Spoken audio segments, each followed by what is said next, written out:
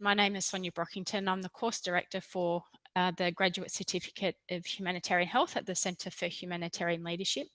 And I'm very, very pleased to welcome you to our webinar series, No Safe Space, Crisis Response in COVID-19.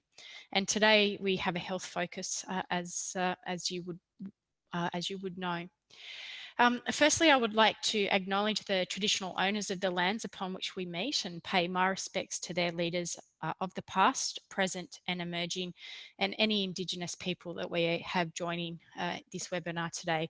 And we also really send our regards and acknowledge the movement that is underway globally as well in the Black Lives Matter movement, and acknowledge that at this point in time also.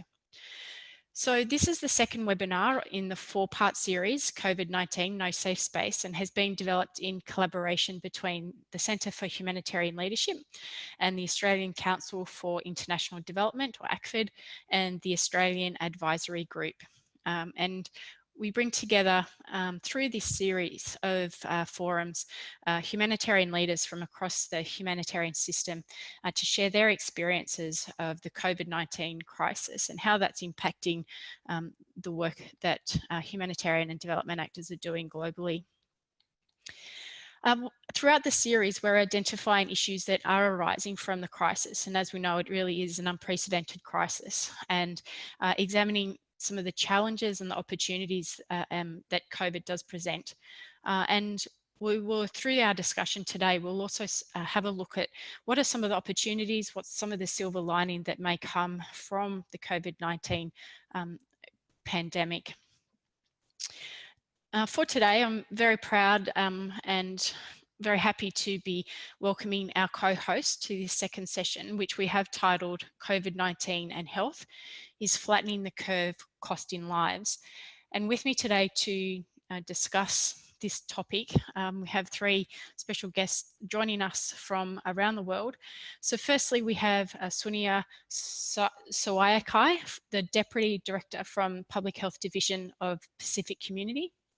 We have Dr. Maria Guevara, who is with MSF and currently based in Geneva, and Dr. Gary Jones, UNAIDS Senior Advisor, normally based in Geneva, but currently joining us from sunny Queensland in Cairns.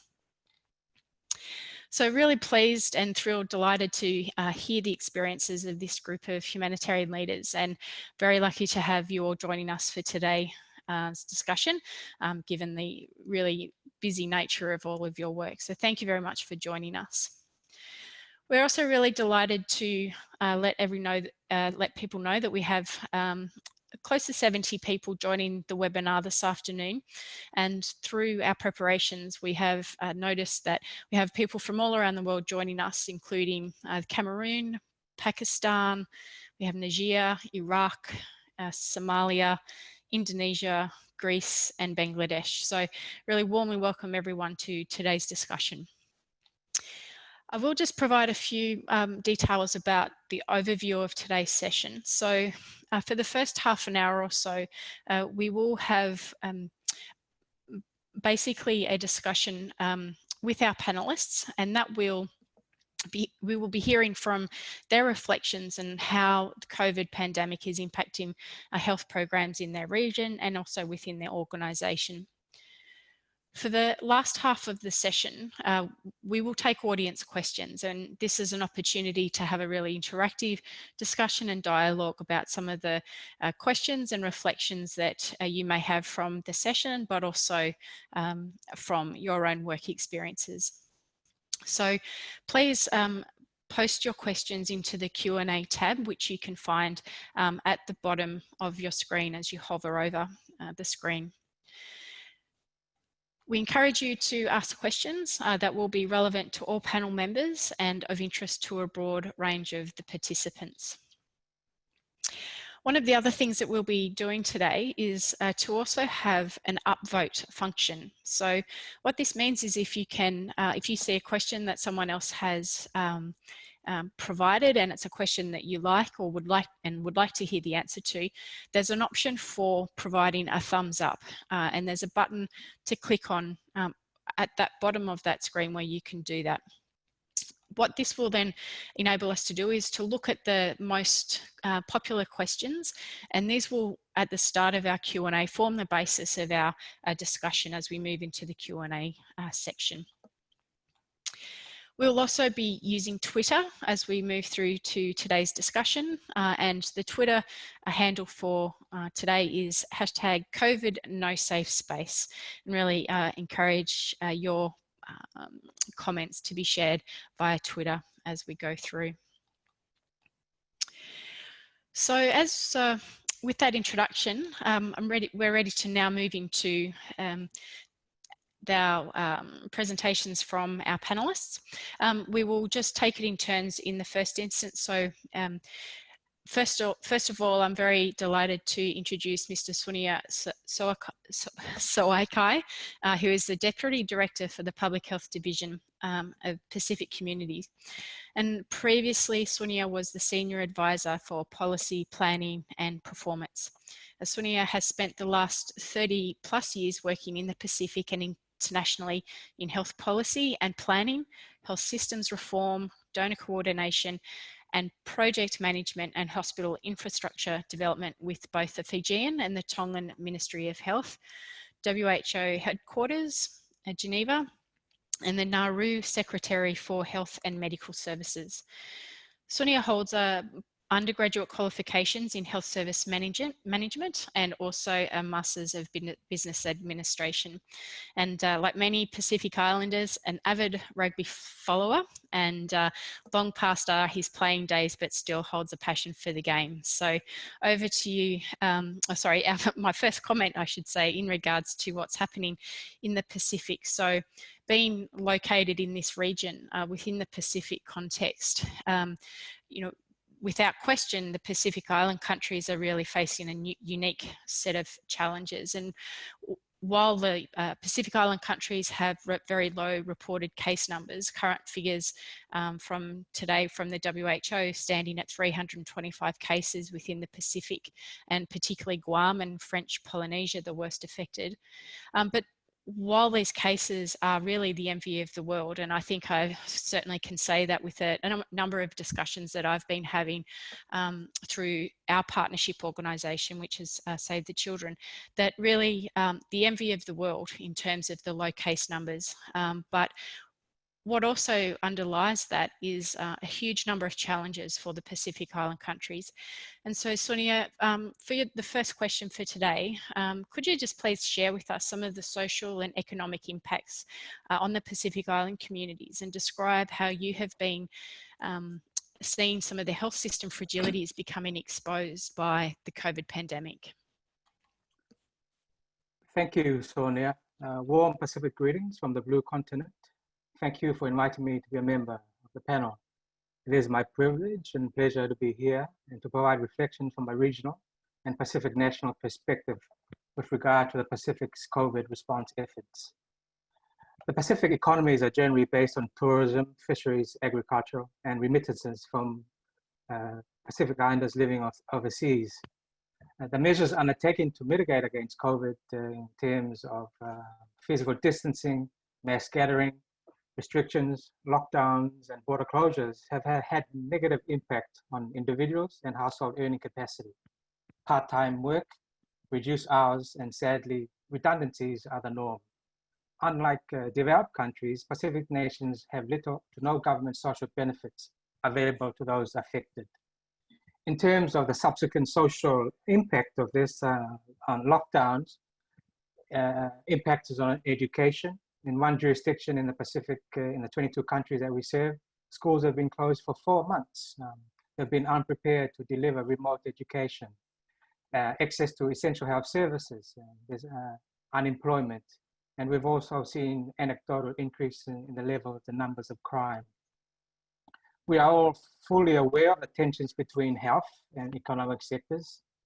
Decision making is easier when there are no conflicts, and perhaps somewhat easier when the conflicts are not great. As we are seeing with COVID, the health versus economy discussions is not an easy one, and different countries have taken different approaches to resolving this. In the health sector, there's been a lot of repurposing of resources and capacity as part of national COVID preparedness and response planning. Through a health systems building blocks lens, you are as good as your weakest link. As a former Secretary for Health, it was a challenge to invest equally amongst the WHO health system building blocks of governance, finance, human resources, health information, service delivery, and access medicines. There's no point in being able to get in vaccinations if you don't have a robust cold chain system in place. So therein lies some of the challenges. So in developing countries and during peacetime, health systems already operate under challenging circumstances. The Pacific is no exception. And with COVID and other disease outbreaks, such as measles in the Pacific recently, these challenges have just been highlighted or exposed. For example, a tenet of the COVID response is the ability to test. Prior to COVID, only 6 Pacific countries of the 22 had testing ability. However, for the support of the Australian and New Zealand governments, international and regional organizations, PHOR, Pacific Community, WHO, all except one country now have testing capacity in the short term since January to March. So that's a major achievement. However, the global demand for COVID laboratory equipment and consumable continues to impact Pacific countries' COVID response plans and activities. An order of 100,000 cartridges for the Pacific has been put on hold, whereby all orders are now channeled through the recently established UN consortium to oversee procurement of COVID-related equipment and supplies. It is interesting to note, prior to the border closures, Pacific countries with confirmed cases are those with testing capacity, which does not rule out the possibility of low levels of community circulation. Some research in this area could be useful to better inform us. As a result, some of the Pacific countries are hesitant to ease border restrictions given the importation of cases is likely and the subsequent implications on the fragile health systems I referred to earlier. In March this year, SPC undertook a snapshot of ICU capacity in the Pacific. 10 of the 14 countries responded. Almost 10 of the 10 countries have basic equipment and staffing. However, the specialists and anesthetists indicate the need for ventilators, for training, for more staff, especially nursing, guidelines to be tailored to local settings, and ICU and HDU need to be well equipped. Yeah? So the survey results indicate the great need for expressed from countries in preparedness and capacity to manage COVID cases. The survey also indicated that countries, even like Fiji, who have more resources compared to the others, indicated they still needed support in terms of resources, materials, staffing, guidelines. So that gives you just a snapshot of some of the challenges that the countries in our region are facing. Sonia, thank you. Okay, thank you, Sonia, for providing that overview of the context in the Pacific and some of the huge challenges that that the region is facing. So we'll certainly come back and explore some of those issues and what are some of the responses underway.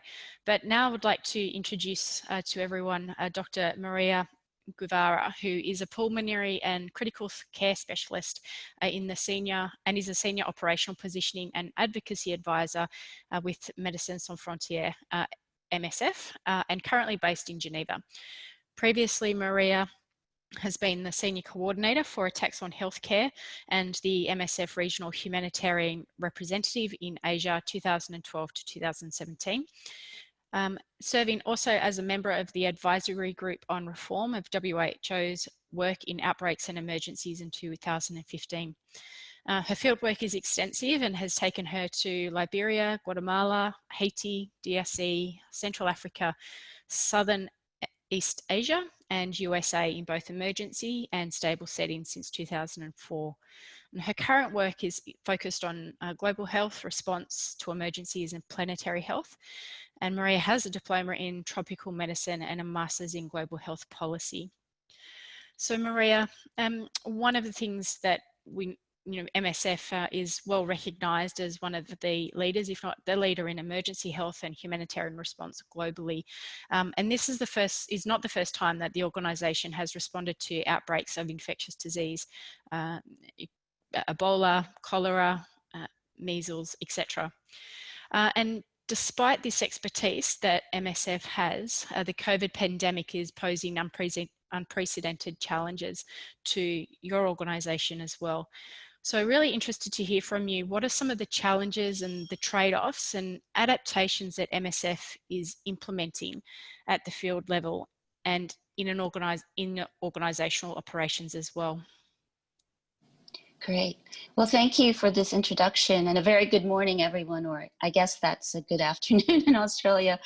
I just want to take this moment to thank everybody for this opportunity to participate in this very timely discussion, despite having to wake up so early. But, anything is possible with a cup of joe. Indeed, COVID has taken our lives today, and everyone is struggling to understand just how to manage and address COVID in the present, and eventually learn to live with this into the future. And of course, at MSF, we're certainly neither immune nor have been spared in the fight against this pandemic. And certainly the impact has been felt in every one of our approximately 450 projects in more than 70 countries today. But first, to answer the question, I'd like to remind of what is at the heart of MSF's action and humanitarian assistance at large. Of course, as an organization, we adhere to the humanitarian principles of impartiality, neutrality, independence, and the respect for humanity, as well as medical ethics. And in the response to COVID, it's critical to remember and maintain an ethical and principled approach, especially since one of the main pillars of the response is centered around the rights limitations during a public emergency. So with that premise in meeting our challenges and designing our responses to COVID, we've actually had to revisit and reinforce those ethics and principles, especially when we look at our healthcare workers and the patient safety. So the duty to care and the duty to protect not only our patients, but also our staff. Since the beginning of the pandemic, MSF has always had these two main priorities, I'd say. And first is to keep existing essential medical services up and running for all who need them. And the second was obviously to prepare for and respond to the spread of the virus itself. It was never really an option to discontinue our services that we've been running. We know from our past experiences in outbreak settings, the knock-on effects of an epidemic on the rest of the health system can be just as, if not more devastating than the disease itself. So keeping those services, those essential health services available and accessible is actually vital to prevent losing even more lives.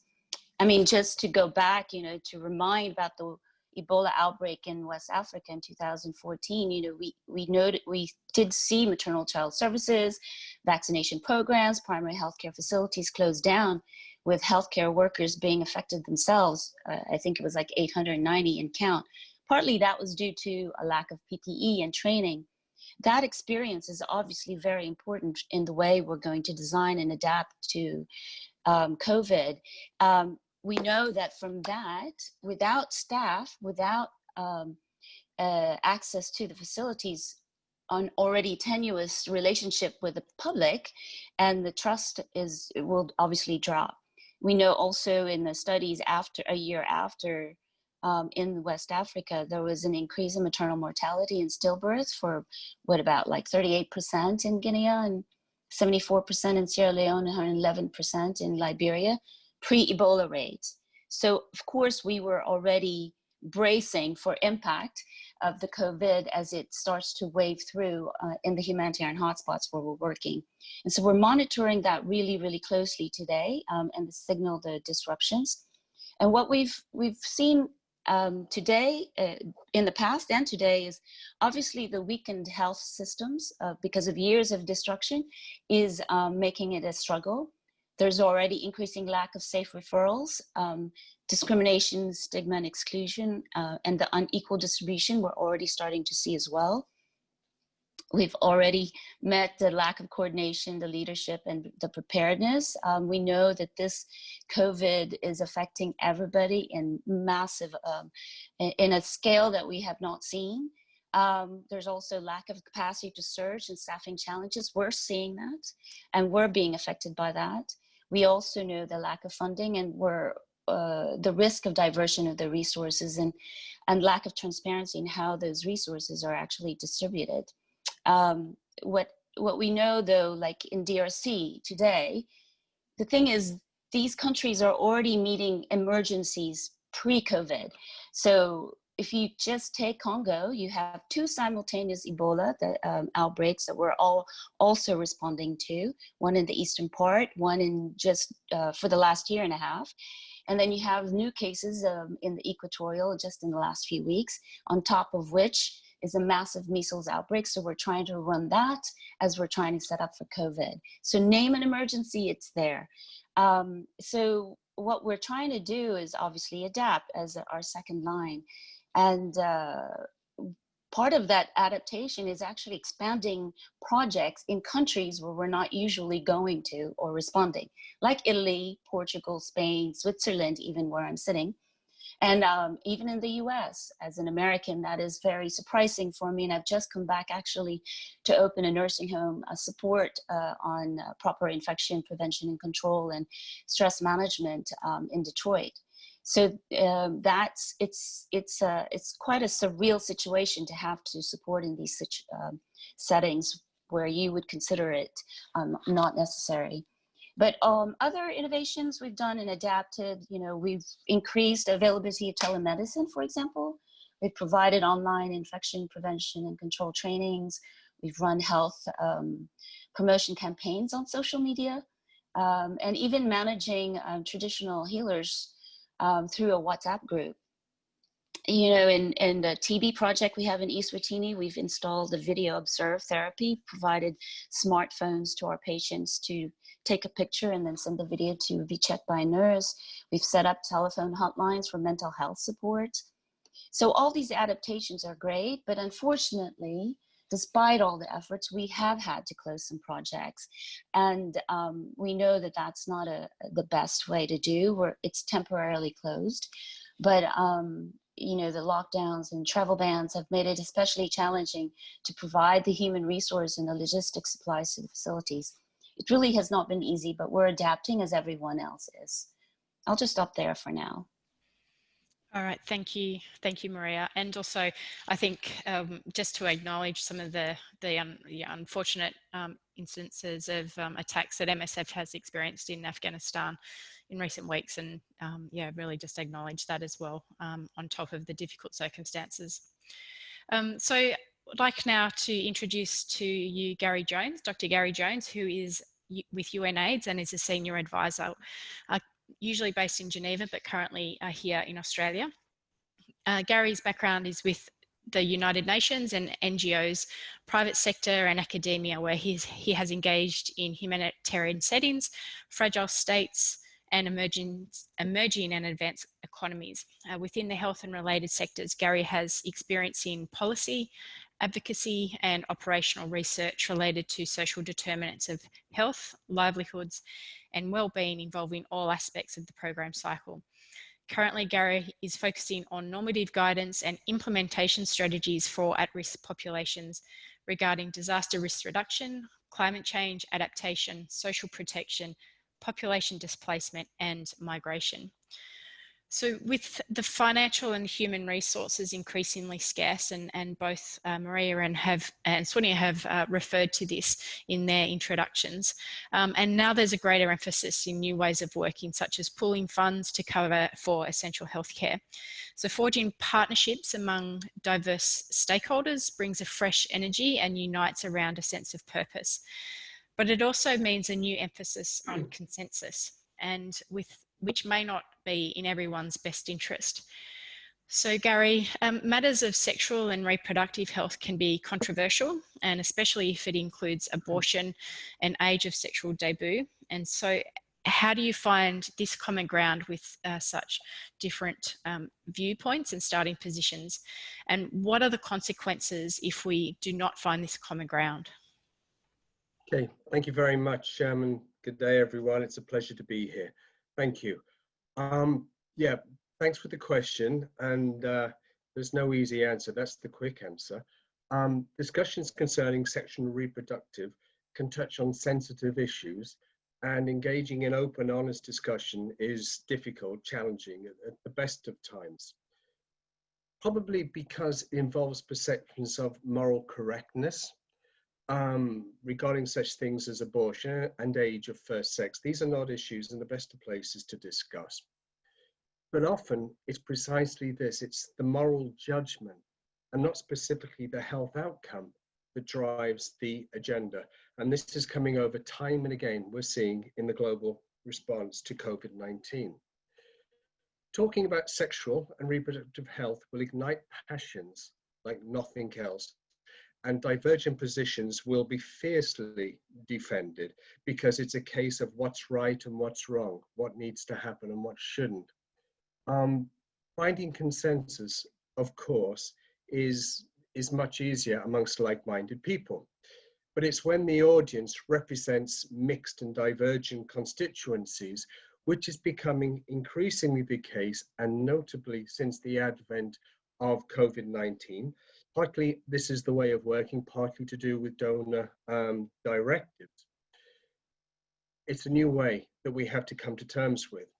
Now, the stakes are high, and certainly this is how I and colleagues perceive it, because sexual and reproductive health, it's such a matter of rights-based healthcare, and it's the building block for universal health coverage, for meeting the Sustainable Development Goals, and of course, particularly for ending AIDS as a public health emergency by 2030. And the consequences, if we do not grapple, if we not deal with the questions of sexual reproductive health, are dire, and they are immediate as well as long-lasting. Some of the consequences, such as unwanted pregnancies, mothers dying in childbirth for no reason whatsoever that could be easily avoided, and of course the vertical transmission of HIV, something that we have gone so far in tackling, and now sadly we're beginning to see in some places a reverse. Drawing on my own experience, particularly recently, funding for HIV has plateaued. It started some years ago.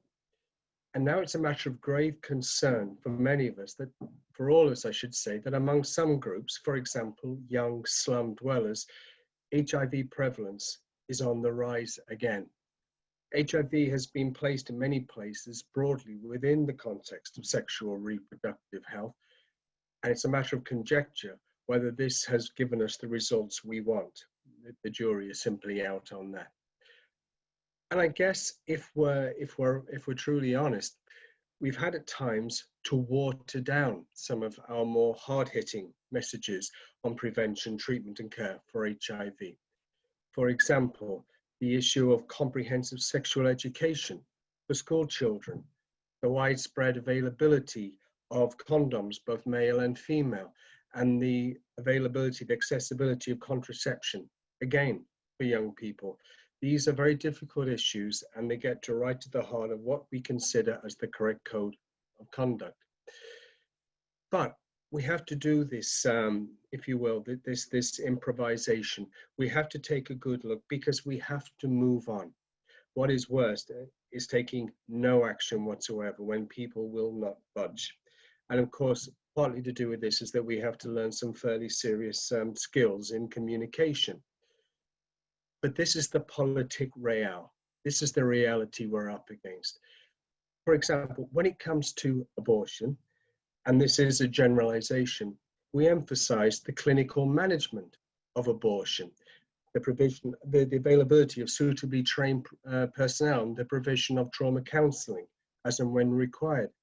We can talk of always protecting young people, ensuring that they do have the best attainable health. And it's hard to find anyone who would argue against this. So let's start with a few broad parameters so we can make sure that we are all singing from the same page. Now, in terms of a strategy, data is everything. That's the bread and butter of it. There's nothing like hard evidence to win a case, to change an opinion. And best still, if this fact-finding, as we go about finding out what is the true situation, if it involves a swathe of interested party, all those parties with different opinions and interests, if they too can take part in the fact-finding, then that in itself will build up a rapport and a trust. In reaching consensus, we focus on facts, not fiction. In concentrating on the technical and not the political aspects of healthcare currently in the year of COVID-19. In other words, we really promote taking a most holistic account for healthcare, accommodating the reality of COVID-19. It involves respecting others' areas of comparative advantage, knowing that actually we may not know everything, and actually it might be worthwhile listening to the other person. And I think that COVID-19 is actually pushing us a little bit in this direction. I don't want to get ahead of myself, but I think we've seen some interesting examples. It involves, if you will, at times, looking for the lowest common denominator. But that doesn't mean to say we have to stay at the lowest common denominator. But let's just see what we can do to get the discussion moving. We found that very interesting, that COVID-19, because it affects everyone directly, indirectly, we've had that need, there's the imperative that we do sit down. We do need to sit down and discuss. But building the evidence base, we can build advocacy platforms, for example. We can engage political leaders, decision makers, which might just have a shift in position. We might not go for the lowest common denominator. We actually might start to raise the bar quite convincingly.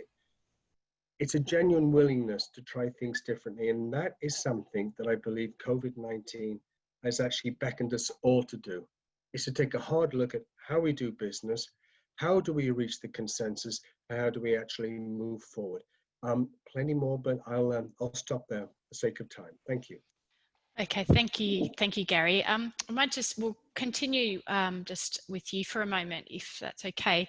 And I think one of the important things that you've talked about is, building and bringing this consensus. And the reality is that donor organisations and institutions do have an impact and influence on how work is done and programming and who it goes to and how it's done. And so that is the reality of the world that we live in currently. And so, of course, one of the big challenges with COVID and realities also is this question of resourcing and resource diversion and moving funds and other resources from one program to the COVID to address the pandemic. But I think one of the important things that you've talked about here is community and the importance of those who are disempowered or marginalized or on the edges of society. And so if we want to move, and we hope to move towards, meeting healthcare needs of everyone, how is it that we can get donor institutions to be more willing to listen to the voice of the communities that humanitarian and development agencies are intending to support, so that their health needs are being met, and that we can really listen to those voices and have a very participatory process to that consensus building to meet those needs? Yeah, thanks. Great. That's a very pertinent, very relevant question. I'm not saying it's any easier, but it's very relevant and has to be asked. It maybe comes down to how you view the world. Is the glass half empty or is it half full? I don't know. But I personally think that COVID-19 really does present us with a real opportunity to make that change that we have often discussed, particularly in the humanitarian development world. That old adage, bring back better, that is often cited within humanitarian circles. Well, I think this is such an opportunity. I think this is such an instance. I think we really do have a window of opportunity. And that's based on the experience of this past 6 months. I'd like to say, donor institutions, they want to succeed. They're in the business to show how well they've managed taxpayers' money, public funds. They want to show that they are getting sustainable results. They want to show a success story. And I think we all agree with that. So in that sense, we're no different. So they're looking for what's the best bang, what's the best bang for the dollar, if you will. Through the global efforts, I think, to contain and hopefully now start to recover in many parts of the world from the impact of COVID-19, we've witnessed the absolute dynamic approach of communities. And that I cannot underscore enough. In lockdown, away from centers of healthcare, communities have consistently demonstrated their strength and their resilience in ways that we would not have been able to imagine before. This is witnessed, for example, by community health workers who somehow found a way to stay safe, and they carried on with primary health care. They treated patients affected or with COVID-19. They organized communities to make sure that the most vulnerable had supplies of food and nutrition. Very, very commendable. And I think this is the innovation that we need now to promote. It's very dependable. These are their communities and they're staying in the communities. And I, for one, am a great believer that we really need a whole new genre of community health workers. But the emphasis is it's at the community level. Now, this is the stuff I'm quite sure that donors are interested in seeing. These are the stories they want to report. Now, problems with facility-based healthcare driven and directed by national capitals far away from the communities, a trickle-down theory, are well known and long debated, and we don't have the time to go into them now. But a resurgence in ideas in which we put the communities center stage. It almost draws on a little bit, if you remember, where there is no doctor. It's that sort of an idea of trusting and respecting the knowledge of members of those communities. We have to go back to that level again. COVID-19 has shifted perceptions, and we need to maintain the momentum for the community-centered aid. Within these physical locations, there are communities or social groups, for example, women's groups, youth groups, LGBT persons, people living with HIV, sex workers, and so on. And as you mentioned in your introduction, these are the key populations, and these are the groups with the highest incidence of HIV and other health concerns. And these communities, again, just to repeat what you said, they live on the margins. They're disempowered, they're disenfranchised, and largely excluded. And we wonder why they have the worst health outcomes.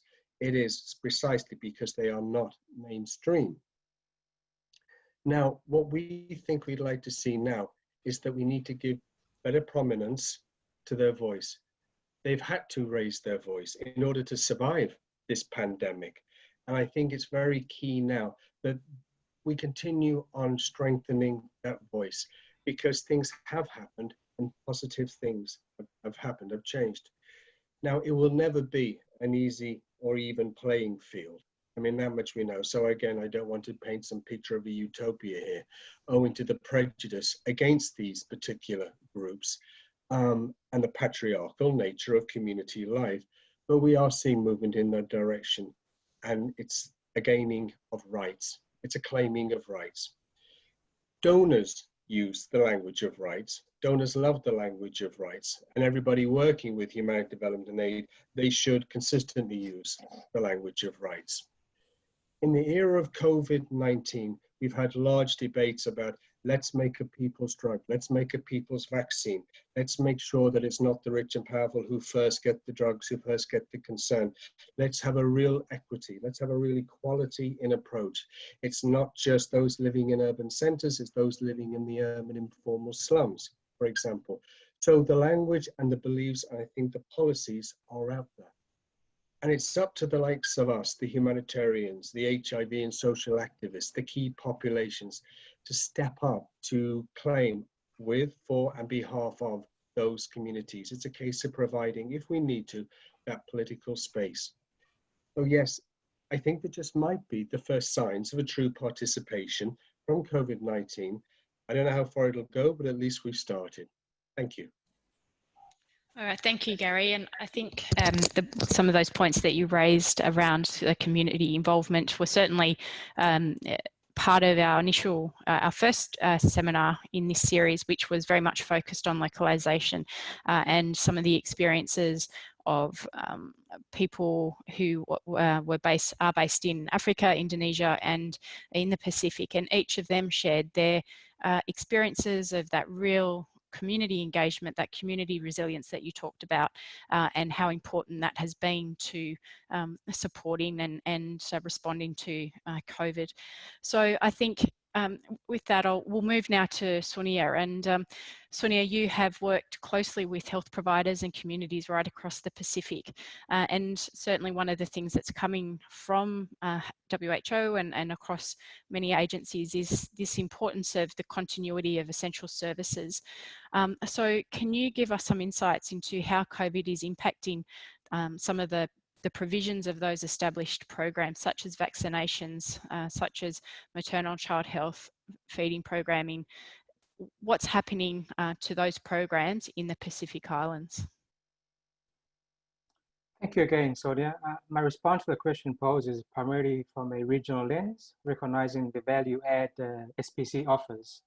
Our staff are primarily Pacific Island nationals who have extensive national and Pacific health sector experience and significant contextual insight.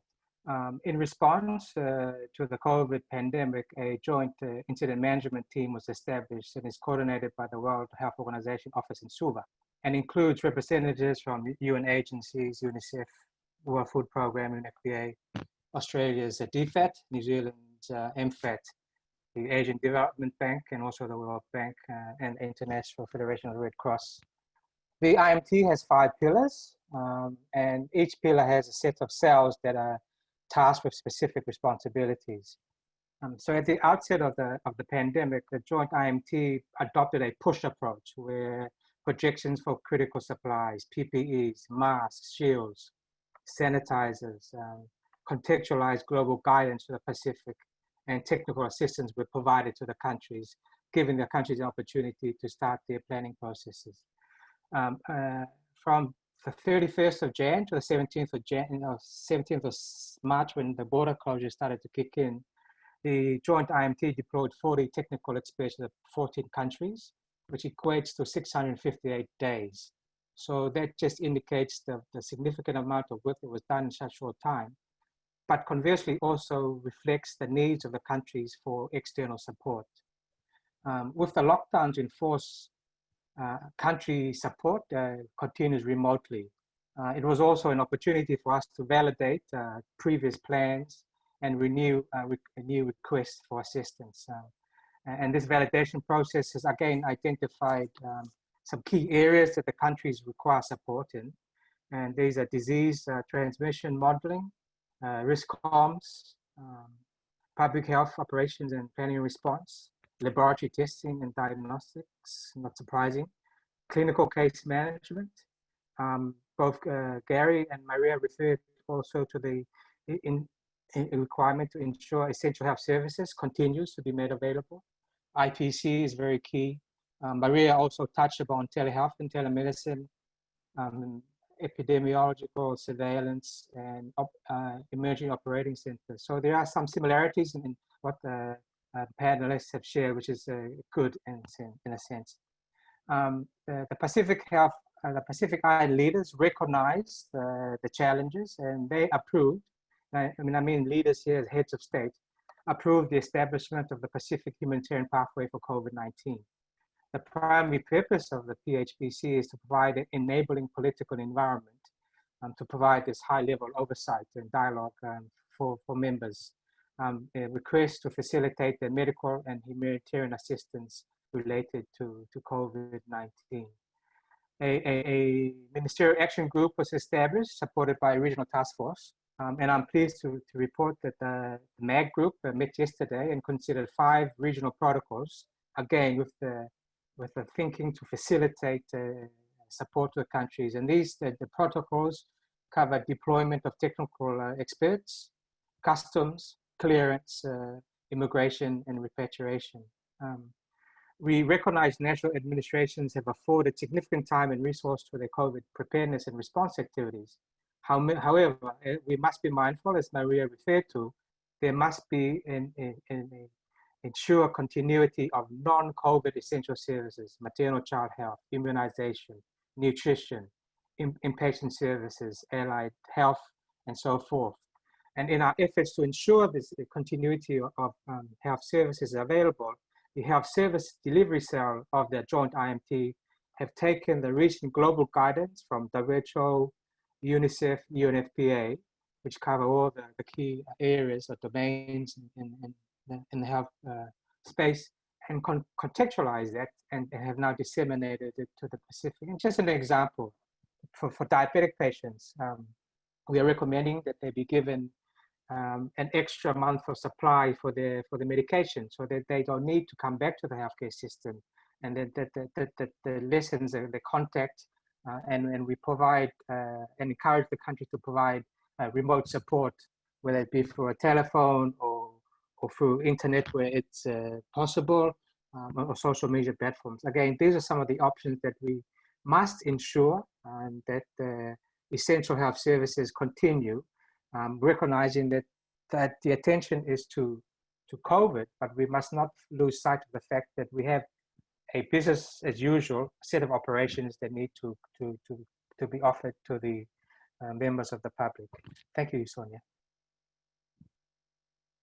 Okay, thank you, Sonia. I think some of the reflections from discussions that I've had in the last week or so, really do speak to these indirect deaths associated with COVID, and with one example that I was shared with, and that we have seen this more broadly, is that people not only perhaps not having access, or the lack of medication or insulin or whatever it might be, but also people also continuing to have those health-seeking behaviours as well, and having that knowledge that that's important part of the response as well, and their self-care. And so I think what we're really moving into the realm of here is universal healthcare, and the importance of that, and the underlying human rights that are there with regards to universal healthcare.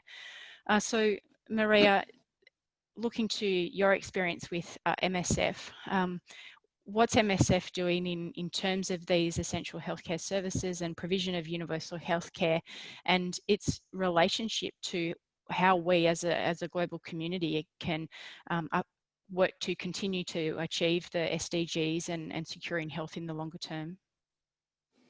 Yeah, so thank you for that. And, as with everyone, we're obviously concerned in how we go forward here with COVID, in the presence of COVID. We know this is going to be a marathon, and we're working on making our shoes work better. I think we've already highlighted how we're managing the health systems, especially today. And it's very interesting to say that we're trying to flatten the curve, when much of what MSF or the work that MSF has done in the areas that we work in, those health systems are already flattened. And this is part of what we need to consider as we go forward. And it's also important how to frame discussions and narratives around health and humanity in times of COVID. At least from where I sit in Geneva, there are a few things that we've been reflecting around, let's say 3 different focus on the people, the invisible victims, especially of the pandemic, focus on systems, health as a human right and a collective good, and of course focus on the planet, where human health is connected to the planet's health. I think Greta Thunberg just came out with a statement that says that these outbreaks are manifestations of our dangerously unbalanced relationship with nature in The Guardian. Just to echo on the focus on people, of course, that's always at the heart of our humanitarian DNA, to look at the plight of the most vulnerable. And I think, to echo Gary's message about, giving voice to the most vulnerable populations, to the community, is at the center of our response, and will always be there in solidarity to that. But with regards to systems, and it's quite interesting, when we're talking about outbreak control, to consider the concepts of health security and universal health coverage. Clearly the health security came out of those infectious disease outbreaks, probably since the origins of the international health regulations. But when the actual narration around health as a security issue probably came around in the 1980s, when they started to redefine security to include non-military security threats, and then reinforced by the UNDP report on human security in the 1990s. It's interesting that in the last, historically, in the UN Security Council, there's only 3 major health concerns that's ever been brought up, which was HIV, TB, and Ebola. And now, obviously COVID is making that 4th. But it's, to discuss health around a security threat has been probably a blessing in one sense, because it's actually elevated health front and center in the highest political platforms. But it's also a curse, because it's in the knee-jerk reaction to answer to security threats, you throw the defense sector in. And the bottom line is securitization of health is actually not the same as securing health. And when you throw law enforcement and draconian containment measures to control the crowds, you further undermine the trust of the population, can have negative impacts in actually running that. So if that's ever going to be employed, it should be as a last resort, not to do more harm. So when you're looking at, when you look at universal health coverage, you have to really consider health as a human right. And there's nothing more symbolic of health security than speaking of universal health coverage. But, it leaves us with questions of what does it mean to achieve better health and well-being for all? And how do you actually operationalize this to save the lives and leave no one behind, right? How do we really ensure the access to healthcare for people, of the people and by the people is achieved and secured? So we know that UHC is a political choice, but to make it work, and again, to echo all our panelists already have said, it needs the people. It requires the collective community's input to make that work. And lastly, just quickly, one of our focuses on the planet, and COVID-19 is certainly a prototype of all the emerging infectious diseases we've seen in the last 3 decades, and probably the main reason is our own encroachment in animals and the environment. And we can't ignore the links between climate change and COVID-19. Both are global, not respecting borders, and both require countries to work collectively together, right, to find solutions. So when you try to put that all in one frame, we've looked at it through the planetary health lens, at least from the Geneva level of MSF, and looking at it as a holistic climate change with biodiversity loss, with land degradation, and all those impacts. And the way we're looking at forwardly is through 3 different pillars. So operational adaptation, so being climate smart, better predictive capacity, emergency preparedness. Footprint mitigation, so looking at our own negative contribution from a do no harm perspective. And of course, the amplification of the voices through an advocacy pillar, bringing our field experience on the table to add to the knowledge and understanding, in as much as giving more voice to field realities affected by climate change. These are just some of the different ways we're looking at bringing, our lessons learned from today into the future, but it's to be seen how that pans out. Thanks. Okay, thank you, Maria, and thank you to Sonia and Gary also for your responses to those initial questions. We're going to be moving now into a time of Q&A, and just a reminder that there is the upvote function that's available within that Q&A panel. So just while I take a moment to look at some of those questions that have come through and look at those that are, have been upvoted, there was a couple of questions that came through at the time of registration. So I will just go to that one of those questions. And so this again also comes back to that question around the diversion of funding away from core health services, but also the economic recession in many countries that will likely lead to longer term cuts in health budgets, foreign aid, and public donations to NGOs. So what would you say are the key strategic health priorities or approaches to addressing health needs in a future with increasingly limited funds. So Suniara, if you're there to provide a response to that question initially.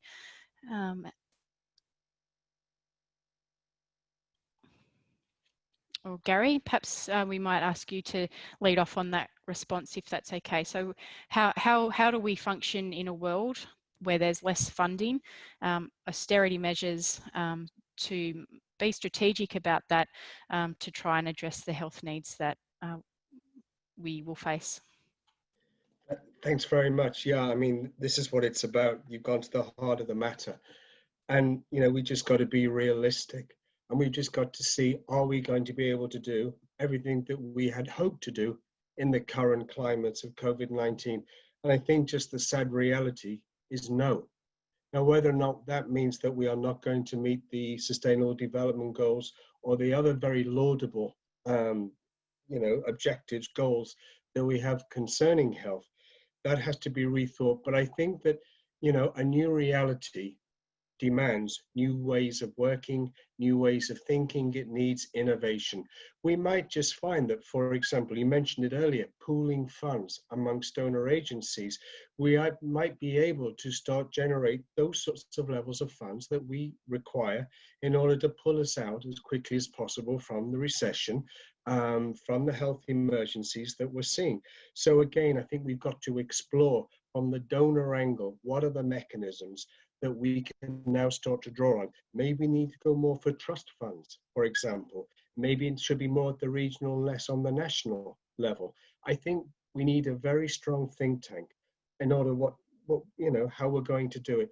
I think as well, again, COVID-19 has given us a real look into the social determinants of health, and that we've been able to see that in staying healthy, it's not just a case, you know, of a very biomedical model, but it's everything from where you live, who you mix with, your mental health. It's all about what are those factors that really do influence you. And I think as well, this actually, if that prompts us to take a harder look than before on those determinants of health, then we might find that we're already beginning to respond much more effectively than before. So again, the emphasis is on thinking new, thinking out of the box, trying to be innovative, trying to come together. It starts, of course, with the level of the donor, to see what other alternative funding mechanisms exist. And it's also then right down at the community level, where we're going to see how do we realize decentralized healthcare. We often speak of it. We're talking about focusing on the communities, decentralized healthcare. How are we going to make our services much more patient-centered? How are we going to increase the you know, the authenticity of the perceptions, the autonomy of people receiving that healthcare? Again, it's a whole new world. Currently, the present model, I'm a little bit pessimistic, and no, we're not going to get anywhere near what we need to do. But I think if we were to actually swing it around and actually turn it on its head, then with a new way of working, a new way of thinking, a new way of believing, with communities at the center, then I think we might just start to address some of those concerns. Thank you. Great, thank you, Gary. I think what I would like to do is to actually just move now to the questions within the chat function. And firstly, I would also just thank you to Tracy Ewan from the Child Fund Australia, who posed that question at the time of registration. So I'd like to just move to the Q&A function, and a question that's coming from Shandan Kumar, based in India. And Maria, I will ask you to lead on this question. And this is related to mental health, and a lockdown adopted by many countries has seen many people losing their jobs, delayed their professional commitments and development. And alongside of that, as, you know, not just with the loss of jobs, but just the changes in the social fabric, the increase in mental ill health, suicide cases due to depression, anxiety, and so forth. So what are the suggestions that you have for mental health for people who are being affected? Yeah, it's usually, unfortunately, the last thing we always consider in any kind of response, emergency, or even regular. And we're very conscientious that what we need to do is open those lines to make them come and really acknowledge it. And so one of the things is finding a way to reach out to them, and having a way for them to reach out to us. And that's, so some of the things I mentioned earlier is, you know, opening those telephone hotlines and being available at every minute, but also finding a way to also empower them, not just to counsel them as themselves, but actually empower them as well to manage and to also work with others. So some of the things that we've done is also do webinars and on stress management when they're able to call in, to listen to what is psychosocial first aid or mental health first aid, to let them know what that is like and how to even support, because in supporting others, you also help yourself. So those are some of the things we've adapted today, but there's nothing like obviously reaching out to them face to face and building a network in the community of supports. Yeah, and you know, it's always a challenge. And just to go off script a bit is, you know, there's nothing more than empowering yourself as well as finding your own alignment and adherence, and finding that. And I will just go there to, you know, India with the big meditation areas, and that's an element that we need to find ourselves to also take the time to step back and detach and take that quiet moment to just center. Thank you, Maria. I think also, Sonia, would be terrific to hear your response here in relation to the considerations to mental and psychosocial health within the Pacific.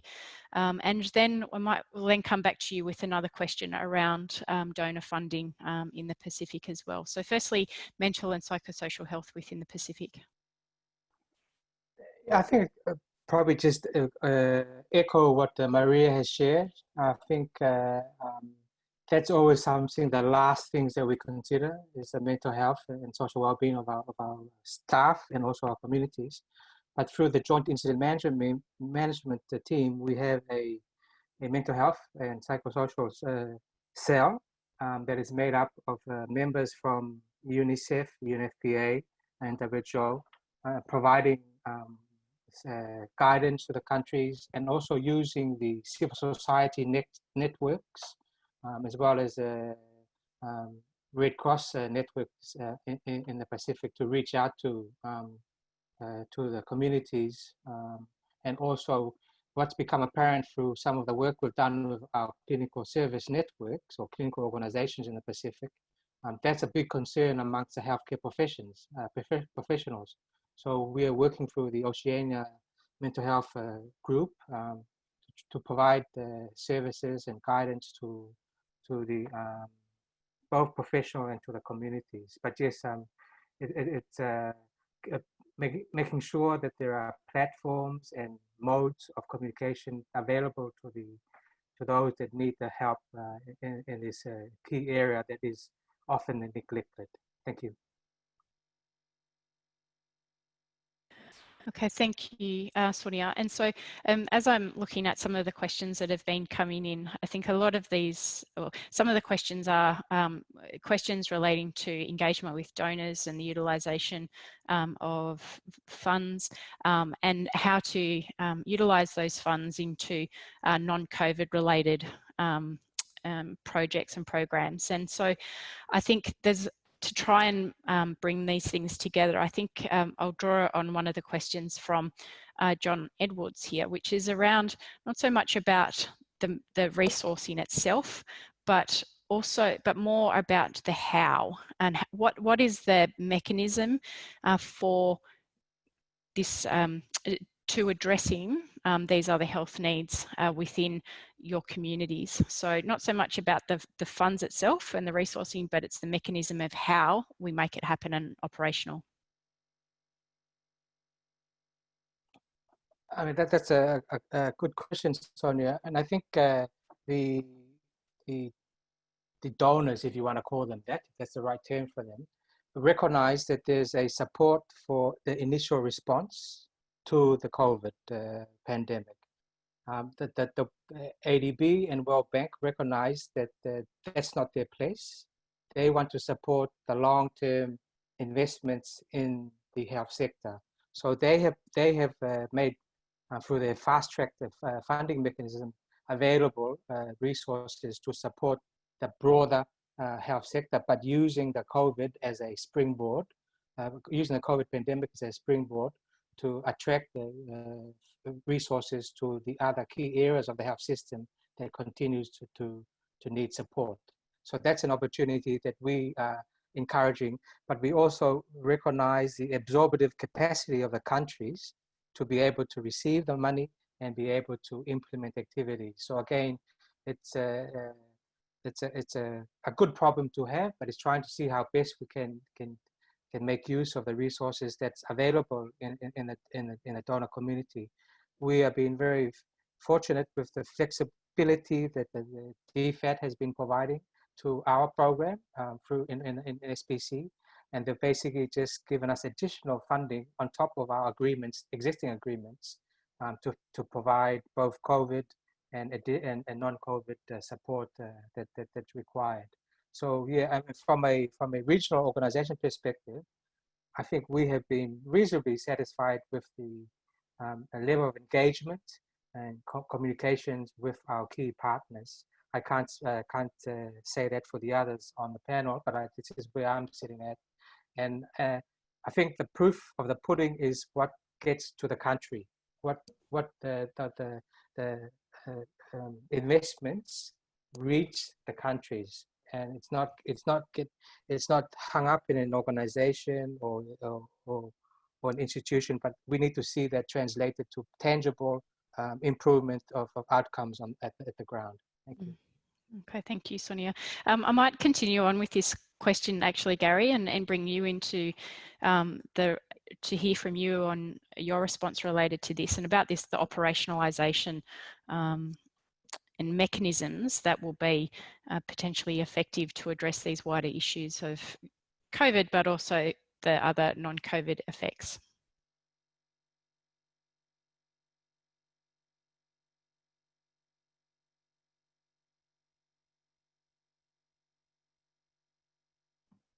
Thank you. Sorry, I had a technical issue there. I'm unmuted now. One of the areas that I personally been quite heavily involved in at certain levels is the Secretary General's Global Humanitarian Response Plan. Now, it's a huge plan, and there's various other documents as well concerning the socio-economic plans of how we're going to contain and how we're going to recover. Now, we've all been very keen, those who have had a chance to contribute towards those documents, to actually show that we've got to break out of the purely health model if we're going to actually address some of these main concerns. Now, these appeals, if you will, these humanitarian appeals at the level of the SG, they're talking billions and billions of dollars. And guess what? We are not receiving billions or billions of dollars. And so not untypically, those funds, as in all humanitarian appeals, are grossly underfunded at the moment. So we don't know, is that because many of those host nations want to see a more health specific, more strictly health guided policy? Or is it that the case that we have gone too far with the all of society, approach, all of government, the multi-sectoral nature? But I think that if we were to be able to advocate with many of those bilateral donors, those governments, that we do need to stress, we have to deal with the socioeconomic impacts just as much as health-related issues in order to drive up health outcomes. Because we heard time and again, if I'm living, for example, in an urban slum and it's hand-to-mouth living, it's a cash economy, I can't grow anything. So I have to get out there and do something. Otherwise, I start to starve. I don't have money for absolutely anything. And then, of course, my health will start to plummet. So you have to make that really difficult choice well, I'm doomed if I do and I'm doomed if I don't. What am I going to do? But at least if I go out there, I might. Now, to do that, you're going to break the law because you should be in isolation.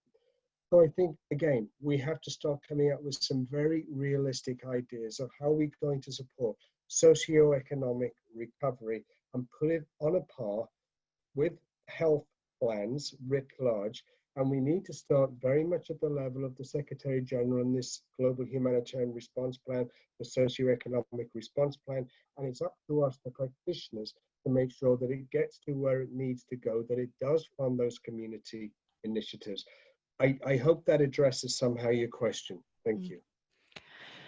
Thank you, Gary. And I think one of the things that's continuing to emerge in my thinking as through the discussion, and Sonia has also referred to this, is the social determinants of health, and that moving away from a medical model is so critical, and that we do have not just the health impacts but the social and the economic impacts, which will need to be considered as part of any longer term movement as we live with COVID. And I'm not sure that we can say post-COVID, but we'll be living with COVID for a very long time.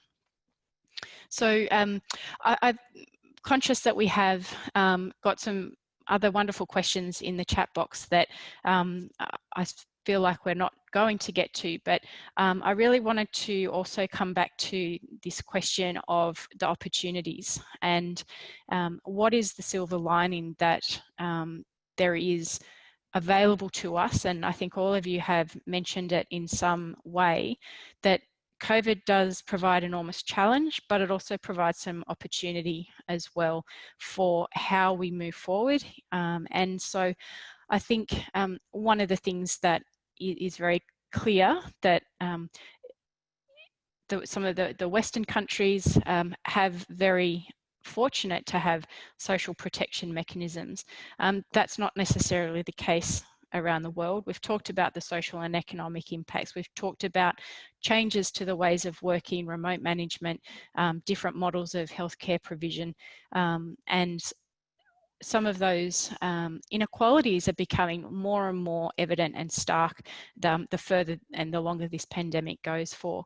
But it does represent opportunity for change, and that being potentially a positive thing. So I'd really like to just start to move towards the end of our discussion today and hear from each of you around what that silver lining might look like. And so just as a few minutes from each of you, Maria, if I could start with you, what does this silver lining look like to you in relation to living with COVID?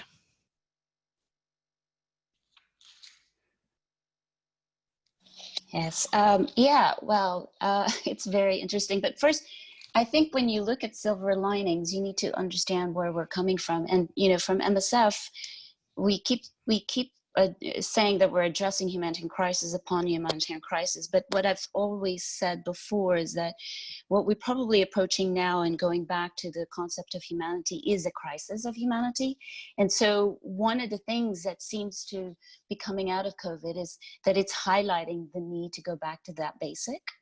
And with the rising and the degradation of how we treat each other, how to be human and humane, and all these increasing violations in human dignity and rights, and despite our technological advancements, we're losing that human-to-human connections, and even COVID has enforced that physical distancing. But it's definitely highlighting the cracks, right? And it's pushing us to address this crisis of humanity in real time, like now, pushing us to take an ideological stance to actually see humanity as a collective, a community, and just be respectful and humane to each other, not only towards just us, but all life forms. So like in every dark cloud, that silver lining is always there. And if you look at the incredible mobilization and fast advancement in research, it's quite mind-boggling. You need to control it a bit, but it's impressive. It proves that resources do exist and that it is possible to use them for the global public good. Travel bans, closures of businesses, even though it's been also detrimental to some of our operations, but they've also shown that we can work differently. We can get things done in other ways, not to mention it's also bringing us back to focusing on family units, right? So, you know, as countries, as we wake up to blue skies and we're actually being asked to remember the bad, discard the ugly, and keep the good as our doors reopen and economies reboot. But I guess just to end a bit is, I just wanted to quote Albert Camus from his book, The Plague. So what is true of all the evils in the world is true of the plague as well. It helps men to rise above themselves. So maybe, while regrettably disruptive and deadly, this pandemic that we've never wanted to have, like COVID, it may be that that silvery natural forcing for us to find our right balance, and we can maybe rise above all the evils despite ourselves. I'll end there. Thanks.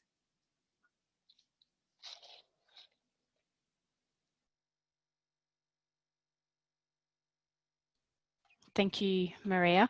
Gary, I'm just going to throw to you now. So I'm interested to hear about your silver lining, the opportunities, some of the things that you've observed and experienced as well as a result of COVID.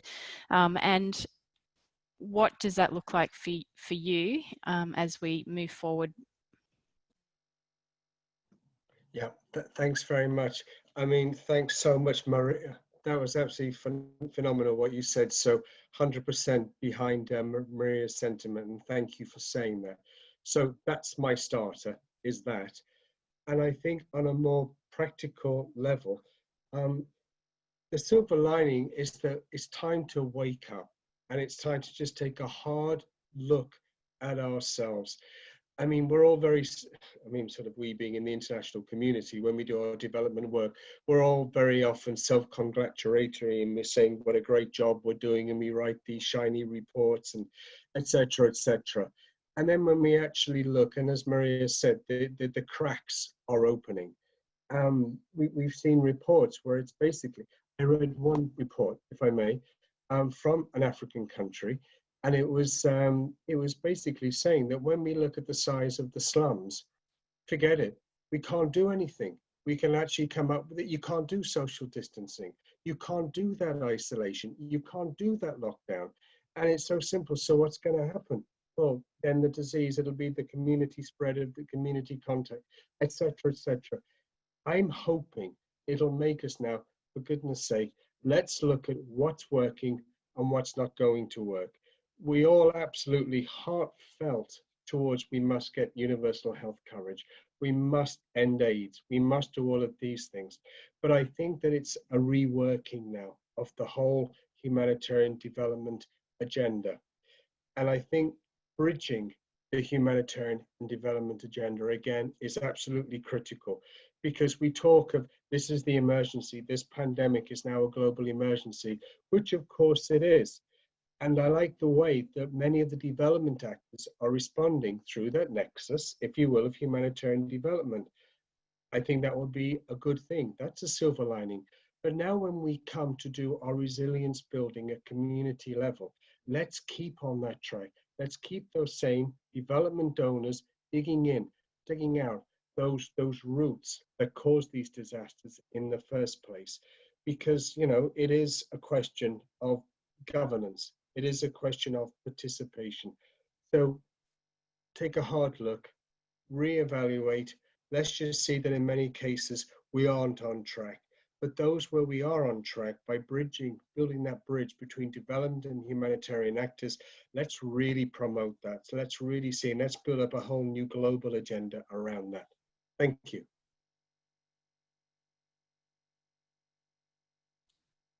Okay, thank you, Gary. So, Sonia, I'm going to come to you now to share with us your silver lining, and I think would also be interested to hear, as part of your summary of today's discussion and what's happening in the Pacific, your perspectives on this universal healthcare and the importance of community within the future, and how we can best make that happen to bring about that silver lining that you see. Thank you. I mean, I can't really add more to what Maria and Gary said because they were so articulated quite succinctly. But my silver lining is I put myself fisherman or fisherwoman in the Pacific, on an island somewhere. And if we can't use this opportunity to make sure that we can improve his or her social economic status and health status as well, then I think we've failed. So that's my measuring stick. You know, this lady that has really no understanding of what's going on in the big world out there. This is our opportunity to provide a social and economic and health opportunity for them to improve their health status and social or economic status into another level from where they were at. And if we maybe a bit too aspirational, but that's what I would like to see, because I see a lot of poverty in the Pacific. There's a lot of unemployment. There is opportunities for education, but some through barriers to get a good education. Not everyone gets an opportunity. So I think, as Maria and Gary said, this is an opportunity for us to take stock of where we are. I also echo Gary's comments about how flexible that the development community has been, or the donor community has been, in supporting the work that we do at the regional level, and acknowledge that there. But I mean, if this can improve the livelihood of a woman in a village with that provide access to health services, some electricity, some water, some good wash facilities, then this is would be an achievement for me, for my silver lining. Thank you. Thank you, everyone. And I'm certainly starting to feel challenged and also inspired and perhaps more convinced than ever around the importance of universal healthcare through the discussion that we have had today. I think that the challenges that are in front and are current are real, and I think today the current caseload around the world is 8.3 million and nearing 500,000 deaths related to COVID. But consistently through media, through other webinars that I've certainly attend, other discussions, and our discussion today really continues to reinforce the importance of taking a step back and looking at how health is so much more than the physical, and it's around social health, economic health. And thank you, I think, Sonia, you've just summed it up so beautifully there, that the person and the lady in the village has access to food, water, education, and access to the health facility really does summarise what we hope, I think, to achieve collectively, and that this opportunity is in front of us with COVID. So I really also would like to acknowledge some of the questions that have come through from everyone in attendance today. Unfortunately, haven't been able to get through all of those questions, but have been trying to integrate some of the themes that have been emerging from the discussions, from the questions throughout the discussion. I'd also just like to take the time to thank you to the panelists for joining us today. It's been an interesting and challenging discussion, and from an education perspective, and with thinking about the students that I engage with, that this has also given me some more insight and more vigour to what's important for me to continue to share with the students that I teach in the courses that we run. So again, to wrap up, I would like to thank everyone for their time. Thank you for everyone's attendance into today's session and your contribution to the Q&A. We certainly will take time to look at all of those questions and provide some responses to those. I'd also like to give my thanks to the team at the Centre for Humanitarian Leadership and also the Australian Council for International Development and the Humanitarian Advisory Group, who are partner organisations in the running and organising of our virtual forum series. And thank you for all of the work that's been done in leading up to today's webinar.